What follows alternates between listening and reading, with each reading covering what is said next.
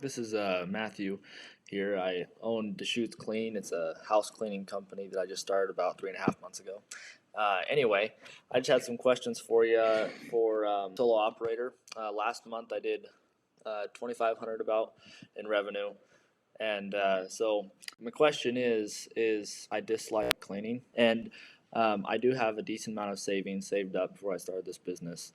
I don't really need to make any money from it for the next like 3 months. And was wondering what your thoughts are on hiring before I'm clear booked out and to get out of operations. Better have a lot of cash. I do really want to grow this thing to about, kind of what you did with Augusta per location. Anyway, my big goals.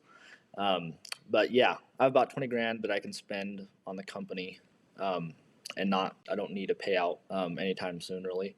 And I have some other sources of income. Anyway, just wondering what your thoughts are on that, or if you think I should really focus on dialing in the work and staying a solo operator till I have full routes for someone. So anyway, that was my question. So in my opinion, I want to follow the 4L framework at all times. I would rather this be a demand issue than a supply issue. Like, you're trying to make this a demand problem, which is like, I just need a bunch of leads after I find an employee. And a lot of times, the reason we do the 4L framework out of order is because we default to the one that's easiest for us. So there are some people who are really good gift of gabbers and really good at being visionary, and they can attract great leadership.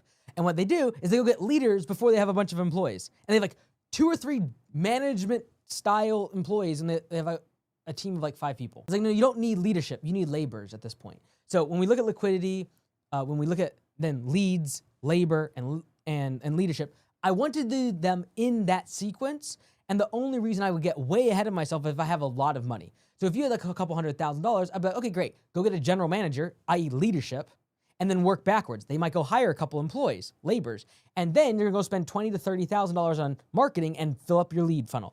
So if you have tons of capital, then you can jump steps in the 4L framework. But you are going to burn money if you skip steps in the 4L framework simply because you're in a rush. And so I made this post recently that said, many people fail to build $1 million business because they're in a rush to build a $10 million business. And I'm not saying that's you, Matthew. I'm just saying you're trying to jump over the fact that you need leads to keep these laborers busy. I would rather you go do this, deploy this money that you have on marketing so much to the point where you have to get a labor. Like, you just overflowing with work. $10,000, $15,000 a month of work. Like, it's just pouring in. Because when you do, you'll now be able to afford a higher wage and hire a better quality labor. And if you do that several times, the same thing is then true for a leader, a general manager. You probably will promote one of them and be able to pay them better because you've done this in sequence, the 4L framework in sequence, which is I have money, I turn it into leads, I turn more customers into labor, and then labor into leadership. If you go from liquidity, I'm gonna go jump into labor and hire someone, it's very high likelihood you're not gonna hire a good person because you don't have the skill yet, unless there's some skill, like you have experience I don't know about.